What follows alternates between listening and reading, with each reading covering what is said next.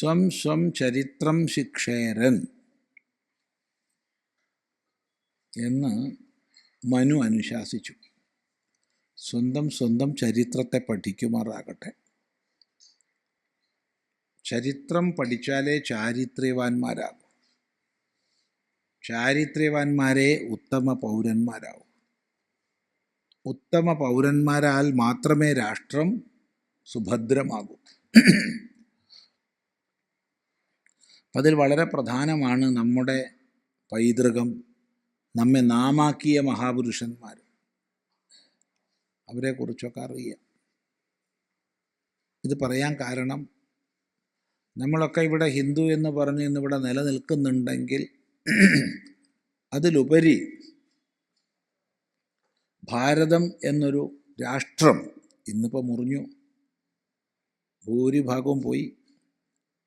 ഭാരതം, അഖണ്ഡ ഭാരതത്തിൻ്റെ ഭൂരിഭാഗം പോയി.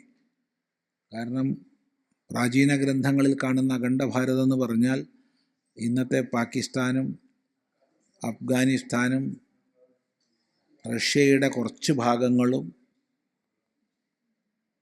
ഭാഗങ്ങളും ഇപ്പുറത്ത് അഫ്ഗാനിസ്ഥാൻ, ബംഗ്ലാദേശ്, മ്യാൻമർ,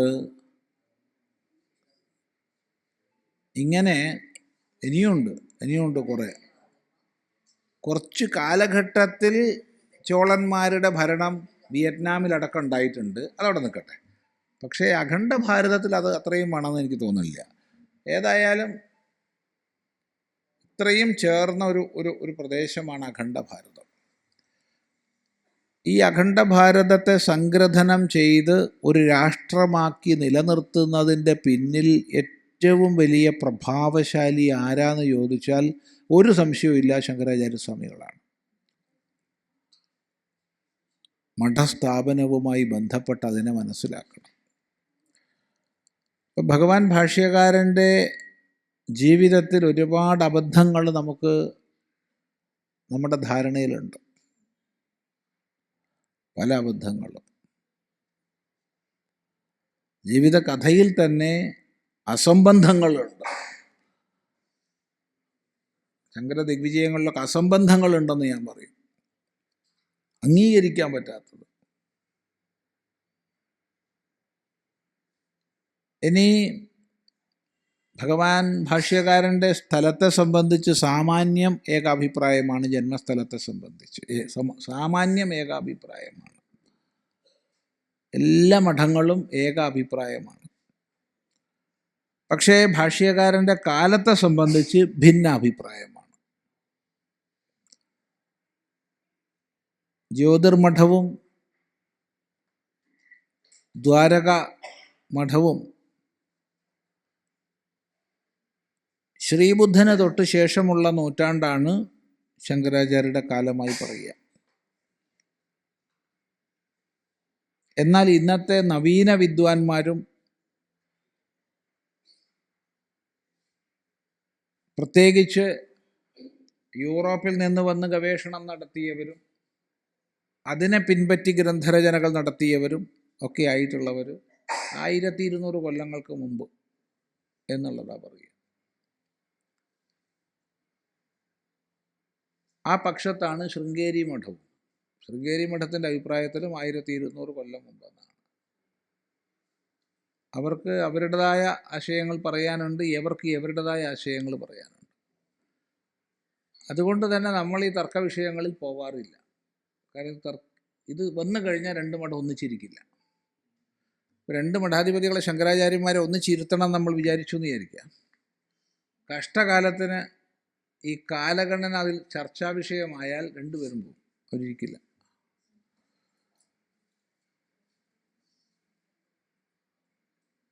വലിയ പ്രശ്നമാണ്. അതുകൊണ്ട് യോജിപ്പിക്കുക എന്നുള്ളൊരു ദൗത്യം മുന്നിൽ കാണുന്നവർ തർക്ക വിഷയങ്ങൾ ഒഴിവാക്കും. പക്ഷേ അക്കാഡമിക്കായിട്ട് ഇതിനെക്കുറിച്ച് റിസേർച്ച് നടക്കണം. ഒരുപാട് വിദ്വത് പരിഷത്തുകളിൽ ചർച്ചകൾ നടക്കണം. തെളിവുകളുടെ അടിസ്ഥാനത്തിലുള്ള പഠനങ്ങൾ നടക്കണം. ആ പഠനങ്ങൾ ലോകത്തിന് മുമ്പിൽ വരണം.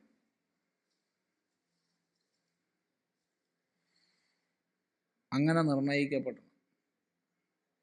ഈ വിഷയത്തിൽ പല പരിശ്രമങ്ങളും നടന്നിട്ടുണ്ട്, ഇല്ലെന്ന് പറയാൻ പറ്റില്ല. പല പരിശ്രമങ്ങളും നടന്നിട്ടുണ്ട്.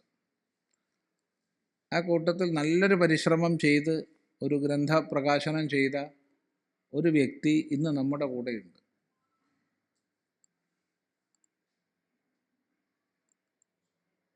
ശങ്കരാചാര്യസ്വാമികളുടെ കാലനിർണയം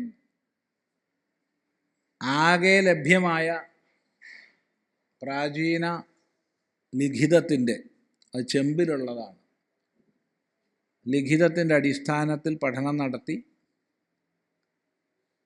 അതിൻ്റെ ഗണനയിലുള്ള വിഷമതകളെ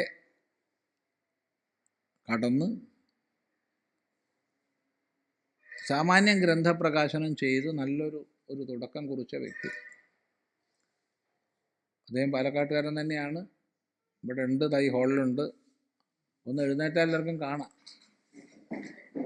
അതെ, അത് നല്ലൊരു പരിശ്രമമാണ്. നല്ലൊരു പരിശ്രമമാണ്. ശിവശങ്കരനാരല്ലേ? ശിവൻകുട്ടി. എന്തായാലും നല്ലൊരു പരിശ്രമമാണ്. അതിന് വേണ്ടതായൊരു ശ്രദ്ധ കിട്ടിക്കഴിഞ്ഞാൽ, കാരണം തെളിവുകളുടെ അടിസ്ഥാനത്തിലാണ്.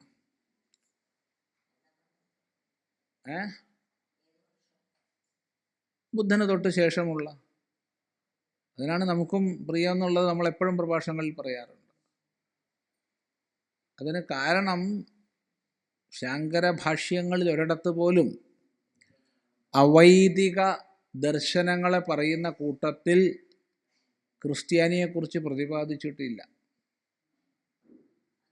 അവൈദിക ദർശനം പറയുന്ന കൂട്ടത്തിൽ ക്രിസ്ത്യൻ മതത്തെക്കുറിച്ച് പ്രതിപാദിക്കേണ്ടതായിരുന്നു, വിശേഷിച്ചും കേരളത്തിൽ നിന്ന് പോയ ആളാണെങ്കിൽ ശങ്കരാചാര്യർ. അപ്പം എന്ത് മനസ്സിലാക്കാം? ക്രിസ്ത്യൻ മതത്തെക്കുറിച്ച് അറിയുന്നതിന് മുമ്പുള്ള കാലത്താണെന്ന് മനസ്സിലാക്കാം. അതാണ് പ്രധാനമായ ഒരു വിഷയം. അതുകൊണ്ട് 1200 കൊല്ലം മുമ്പല്ല, അതിനു മുമ്പാണ്. ശൃംഗേരി മഠം പറയുന്ന കണക്ക് വിദ്വാൻമാർ, ലോകപ്രസിദ്ധന്മാരായ വിദ്വാൻമാരും ഗവൺമെൻറ്റും ഒക്കെ പറയുന്ന കണക്ക് ശരിയല്ല എന്നുള്ളതാണ് നമ്മുടെ അഭിപ്രായം. അതുപോലെ ന്യായദർശനത്തിൽ പിൽക്കാലത്ത് ഉരുത്തിരിഞ്ഞു വന്ന നവ്യന്യായത്തെക്കുറിച്ച് ഭാഷ്യത്തിൽ എവിടെയുമില്ല. ഉദയനാചാര്യരുടെയും മറ്റും കാലശേഷം വന്ന നവ്യന്യായത്തെക്കുറിച്ച് ഭാഷ്യത്തിൽ ഒരിടത്തുമില്ല. സാഖ്യത്തിൽ തന്നെ പിന്നീട് ഈ സേശ്വര സാഖ്യം എന്ന് പറയാവുന്ന ചിന്താപദ്ധതികൾ വന്നിട്ടുണ്ട്. ഒരു പരാമർശവും ശങ്കരഭാഷ്യങ്ങളിലില്ല. ഇതൊക്കെ ചേർത്ത് വെച്ചാൽ ശങ്കരാചാര്യരുടേത് 1200 കൊല്ലം മുമ്പല്ല എന്ന് മാത്രമല്ല, ബുദ്ധമതം ആരംഭിച്ച് ഏറ്റവും വലിയ ഒരു പ്രഭാവം ചെയ്ത കാലഘട്ടം ബുദ്ധഭഗവാന്റെ തൊട്ടടുത്തുള്ള നൂറ്റാണ്ടായിരുന്നു. പിൽക്കാലത്ത് ബുദ്ധിസത്തിൽ ഉരുത്തിരിഞ്ഞ ഒരുപാട് ദാർശനിക ഭേദങ്ങളുണ്ട്, അത് ഭാഷ്യങ്ങളിലില്ല. ബൗദ്ധരുടെ ശൂന്യവാദികളും ക്ഷണികവാദികളുമാണ് ഭാഷ്യത്തിൽ പ്രധാന മല്ലന്മാർ.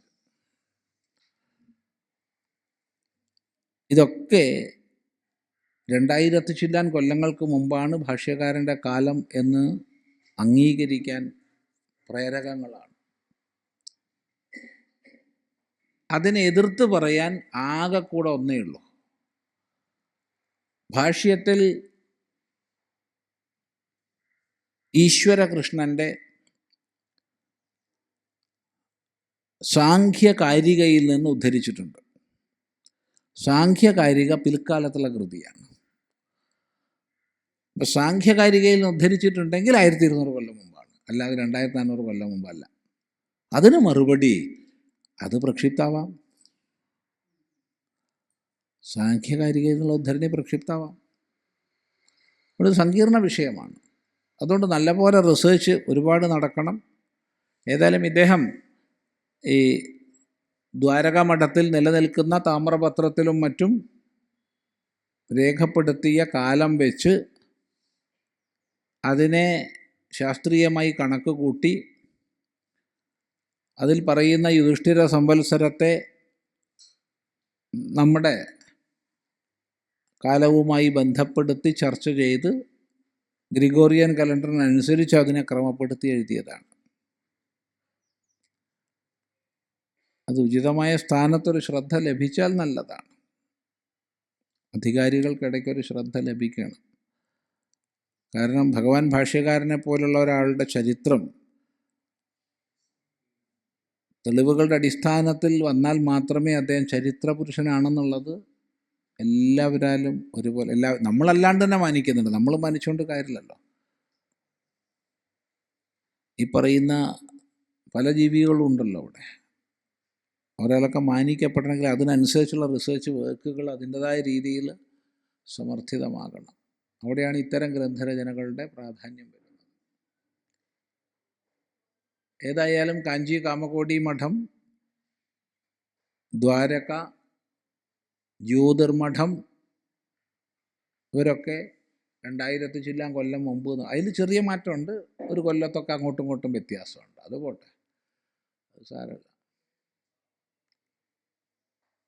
ഒരു കൊല്ലവും ഏതാനും മാസങ്ങളുമുള്ള വ്യത്യാസമുണ്ട്. എങ്കിലും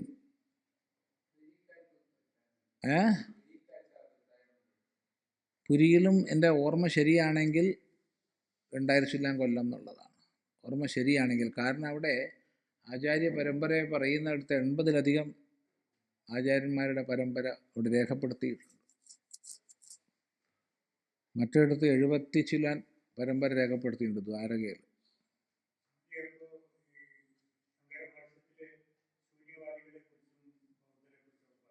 ഉണ്ട്. ശങ്കരഭാഷ്യത്തിൽ ബൗദ്ധർ തന്നെയാണ് പ്രധാന മല്ലന്മാർ. അതുകൊണ്ടാണ് ബൗദ്ധം ഏറ്റവും ശക്തമായി പ്രചരിച്ച കാലഘട്ടത്തിലാണ് അതിനെ എതിർക്കാൻ വേണ്ടി, അതിൻ്റെ ആ ഒരു കടന്നുകയറ്റത്തിൽ നിന്ന് സനാതനധർമ്മത്തെ രക്ഷിക്കാൻ വേണ്ടി ഭാഷ്യകാരൻ അവരെ പ്രധാന മല്ലന്മാരായി സ്വീകരിച്ചു.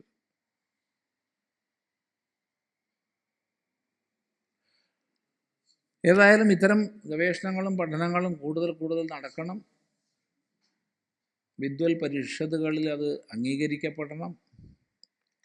അപ്പോൾ ക്രമേണ അങ്ങനെ വന്നാൽ ഭരണാധികാരികൾക്കും അത് ചെയ്യാതിരിക്കാൻ പറ്റില്ല. അല്ലാതെ വിദ്വൽ സഭകളിലൂടെയൊക്കെ വരാതെ ഏതെങ്കിലും ഒരു വ്യക്തിയുടെയോ 2 വ്യക്തിയുടെയോ 3 വ്യക്തിയുടെയോ ആയിട്ട് കേന്ദ്രത്തിലൊക്കെ എത്തിക്കഴിഞ്ഞാൽ ഒന്നും ചെയ്യാൻ അവർക്ക് പറ്റില്ല. കാരണം അതിലവർ കൈവയ്ക്കില്ല. അത് സമാജത്തിൽ നിന്ന് അങ്ങോട്ട് പോകണം.